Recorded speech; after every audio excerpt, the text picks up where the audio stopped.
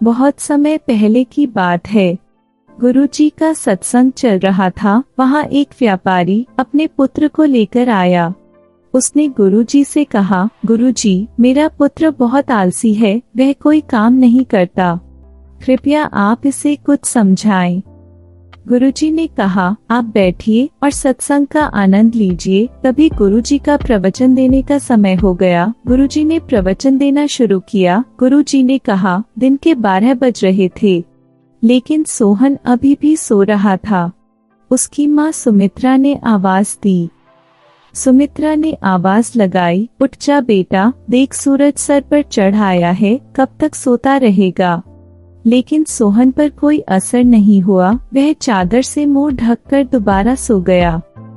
कुछ देर बाद उसे खाने की खुशबू आने लगी।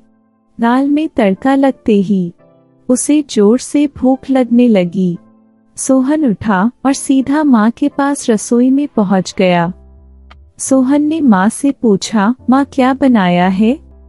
माँ ने कहा, पहले जाकर नहा, फिर आना रसोई में, दाल चावल बनाए हैं। दाल चावल सोहन को बहुत पसंद थे। वह फटाफट आंगन में गया और हैंडपंप से बाल्टी भरने लगा।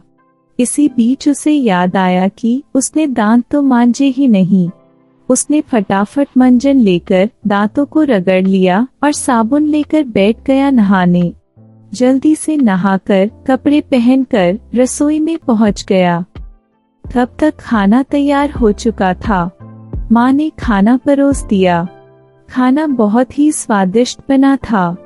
सोहन ने भरपेट खाना खाया। वह खाना खाकर उठा तो माँ ने टोक दिया, अब कहाँ चल दिया?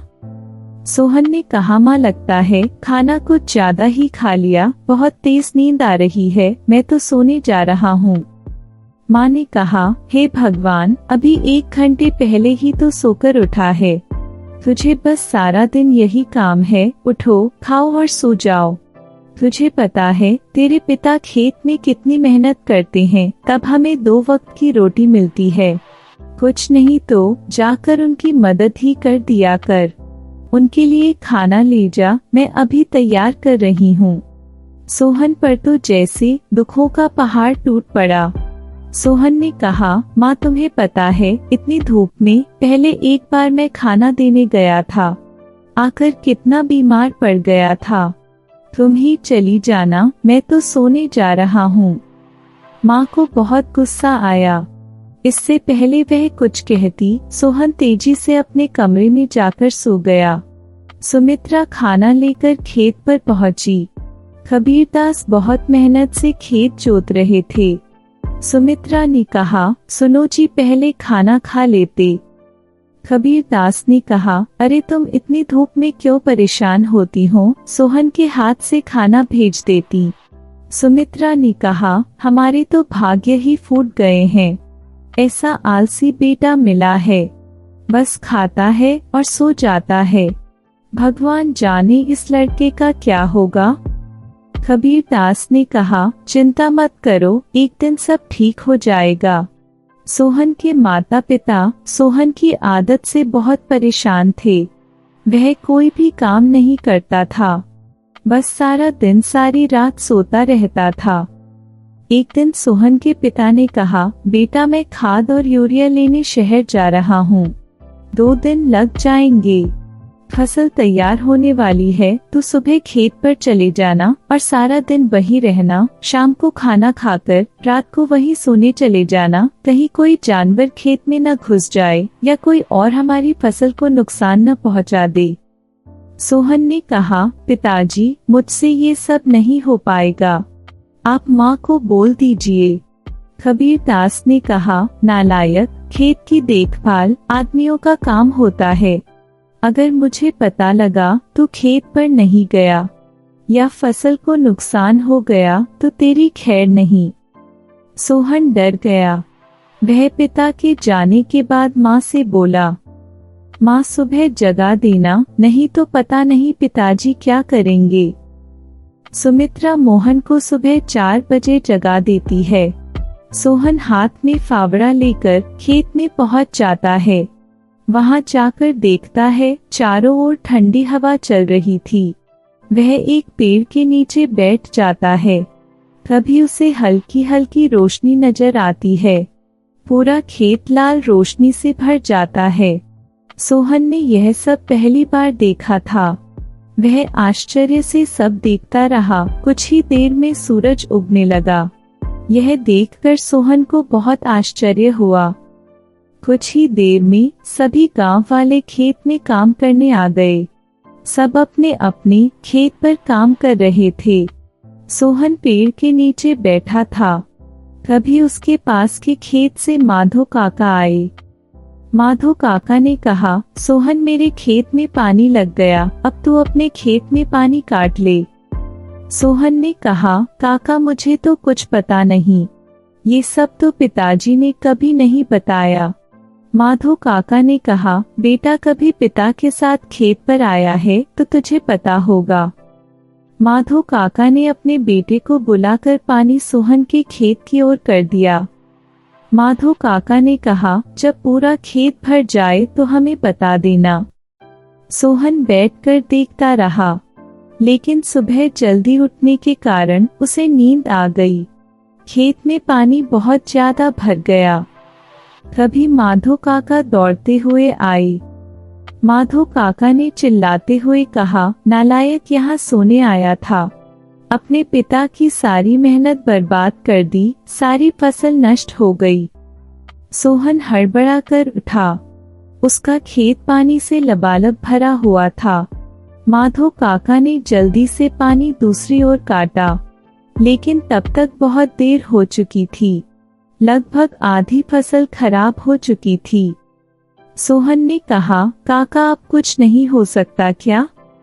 माधो काका ने कहा, नहीं बेटा, तैयार फसल का ध्यान बच्चे की तरह रखना पड़ता है। समय से पानी देना, खाद देना, जानवरों से बचाना, इसीलिए हम दिन रात खेत पर रहते हैं। अब तो भगवान ही मालिक है। सोहन पेड़ के नीचे बैठा रोता रहा। दोपहर को सुमित्रा खाना लेकर आई। उसे सब पता लगा तो उसने भी सोहन को बहुत डांटा। शाम को सोहन घर नहीं आया, न ही उसने खाना खाया। उसकी भूख प्यास नींद सब उड़ चुकी थी। अगले दिन जब कबीरदास घर वापस आए तो उन्होंने सोहन के बारे में पूछा। सुमित्रा ने सारी बात बता दी। कबीरदास सब छोड़कर दौड़ते हुए खेत पर पहुँचे। उन्होंने देखा मोहन पेड़ के नीचे बैठा रो रहा था। आधी फसल खराब हो चुकी थी। सोहन ने कहा, पिताजी मुझे माफ कर दीजिए, मेरे आलस ने इतना बड़ा नुकसान कर दिया। आप चाहे तो मुझे पीट लीजिए। कबीरदास ने कहा, नहीं, तुझे मारने से फसल ठीक नहीं होगी। वादा कर, आज के बाद कभी आलस नहीं करेगा। चल अब घर चल, वही बात करेंगे। दोनों घर आ जाते हैं। सोहन की आंखों से अब भी आंसू बह रहे थे। सुमित्रा ने उसे खाना दिया, लेकिन उसने नहीं खाया और वह अपने कमरे में जाकर रोने लगा। सुमित्रा ने पूछा, जी अब क्या होगा? आधी फसल तो बर्बाद हो गई। कबीरदास ने कहा, सुमित्रा कोई घाटे का सौदा नहीं है। आधी फसल देकर अगर बेटा सुधर गया तो यही काफी है। कबीरदास ने सोहन को बुलाया और कहा, बेटा अब तो नुकसान होना था हो गया।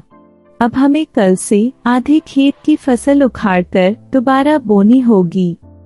सोहन ने कहा, पिताजी अब बाकी आधे खेत में खाद यूरिया लगाकर उसे काटने का इंतजाम कीजिए। मैं इस पर अकेले काम करना चाहता हूँ। अगले दिन सुबह 4 बजे सोहन अपने पिता के साथ खेत पर पहुँच गया और पिता के बताए अनुसार खेत पर काम करने लगा। 4 महीने कठिन परिश्रम करने के बाद नई फसल कुछ बढ़ती हुई दिखाई देने लगी। सोहन अब एक कर्मठ, मेहनती इंसान बन चुका था। यह सब कहकर गुरुजी ने अपना प्रवचन खत्म किया। सत्संग में बैठा व्यापारी का पुत्र रो रहा था।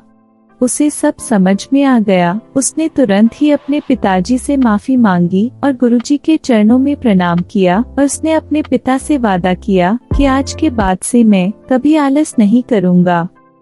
यह सब सुनने के बाद व्यापारी बहुत खुश हुआ और उसने गुरुजी को धन्यवाद किया। वह दोनों खुशी खुशी अपने घर को चले गए। प्यार से बोलिए वाहे गुरुजी। तो दोस्तों, आपको हमारी यह कहानी कैसी लगी? कमेंट में जरूर बताइएगा और साथ में चैनल को सब्सक्राइब करना ना भूले। धन्यवाद।